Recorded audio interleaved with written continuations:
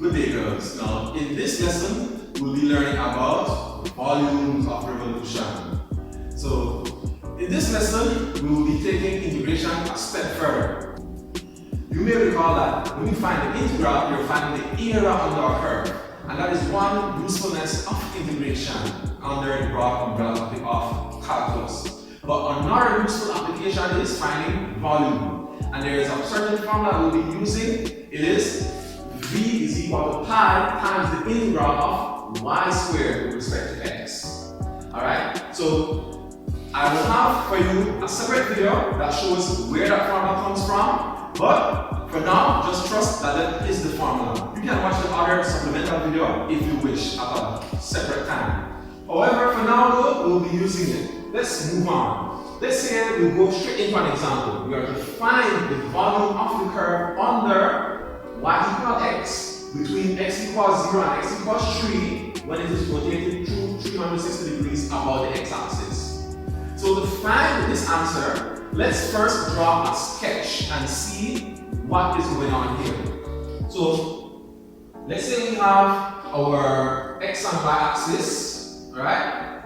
X is horizontal, y is vertical. If it's the curve y equals x, technically that's a straight line. Right? It passes through the origin, goes straight up with a gradient of positive 1. We're to find the area under this curve from x equals 0, which is actually the origin, up until x is equal to 3.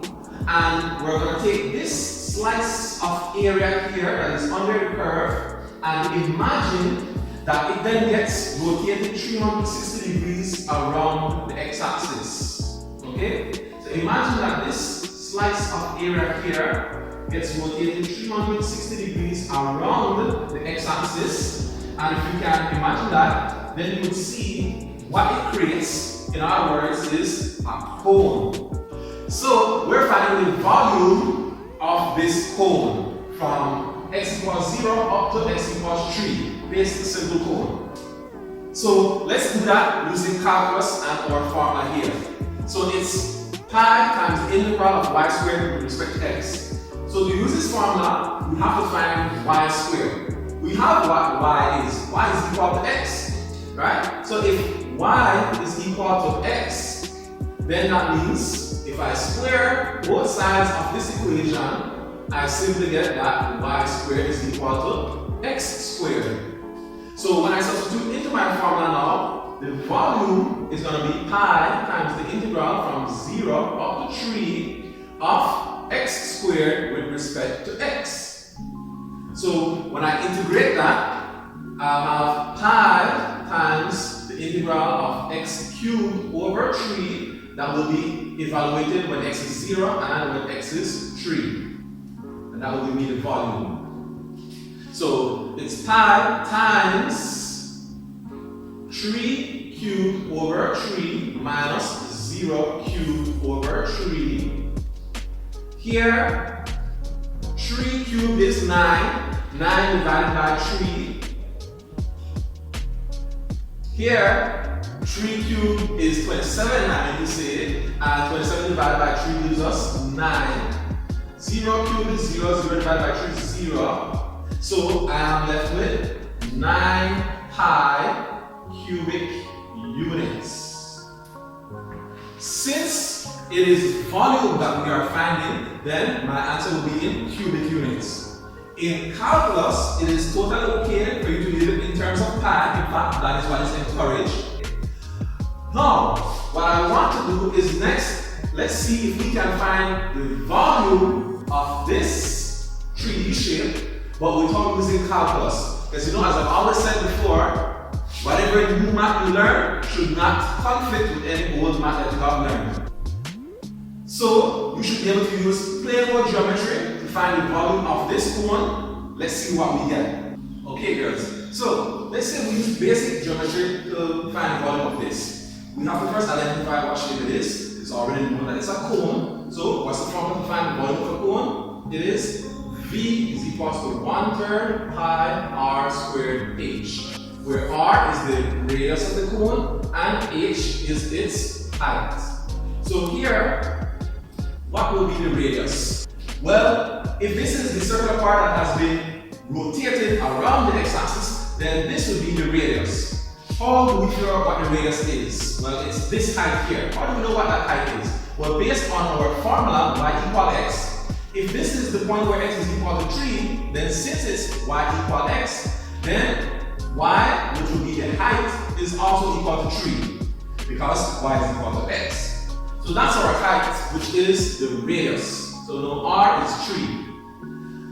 What would be the height of the cone? So this cone is on its side, but from here to here, what would be that vertical height if it were right side up? Well, that is from 0 up to 3. So that is then 3 minus 0, 3. The height is also 3.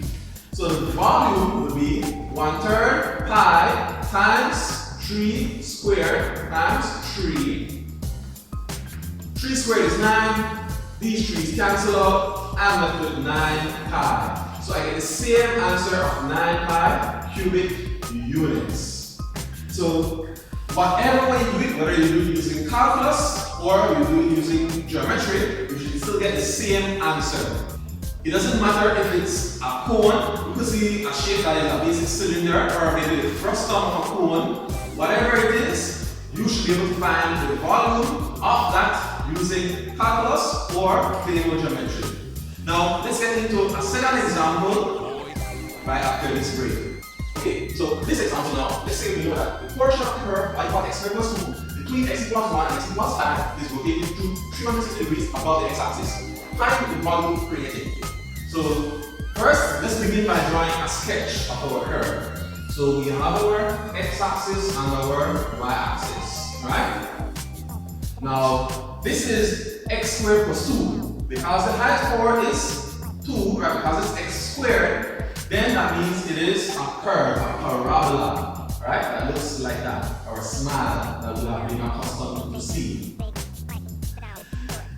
What would it look like if this were rotated 360 degrees about the x-axis? So imagine that you take it rotated 360 degrees about the x-axis like that, and this is what you would get.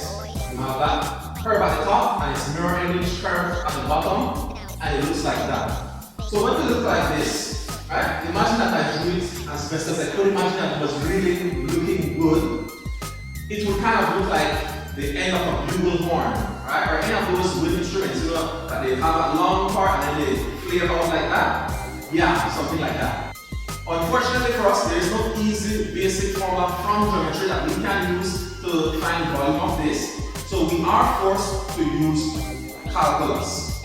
And this is one of the powers of calculus, right? We can find the volume of any shape that we can get. So long as we can find an equation that accurately models that shape.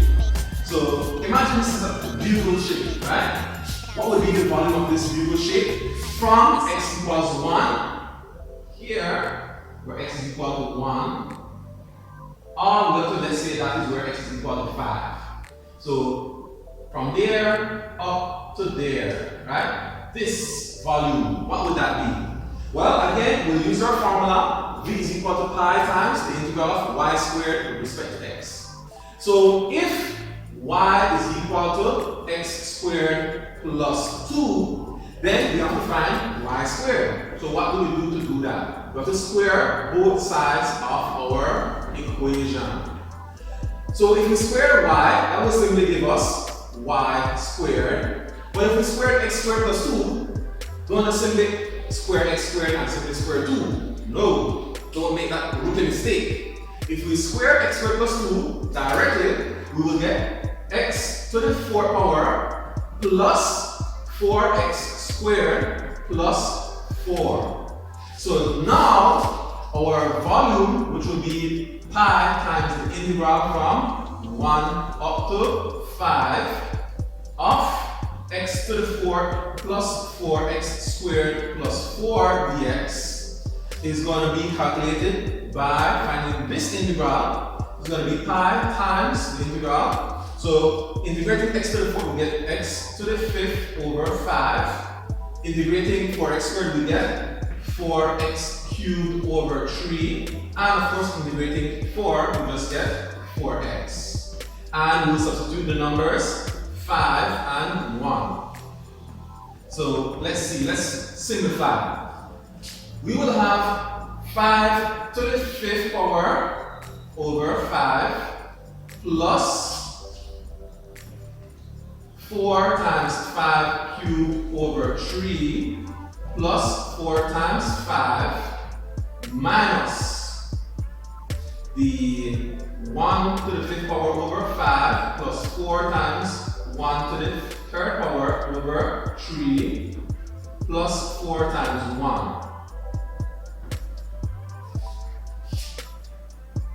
Sorry if I went off screen there, girls. Let me scooch over a little bit.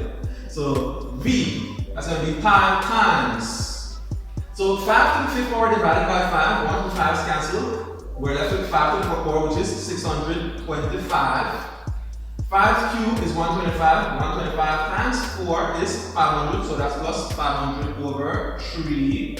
And then 4 times 5 is 20. Then we subtract those, so that's 1 to the 5th power, which is 1, so that's minus 1/5. 1 cubed is 1, 4 times 1 is 4, so that's minus 4 over 3. And of course 4 times 1 is 4, so minus 4. Alright, so simplifying this using a calculator, you will get that the volume is then 806 and 2/15 pi cubic units. And that is the volume of this beautiful shape.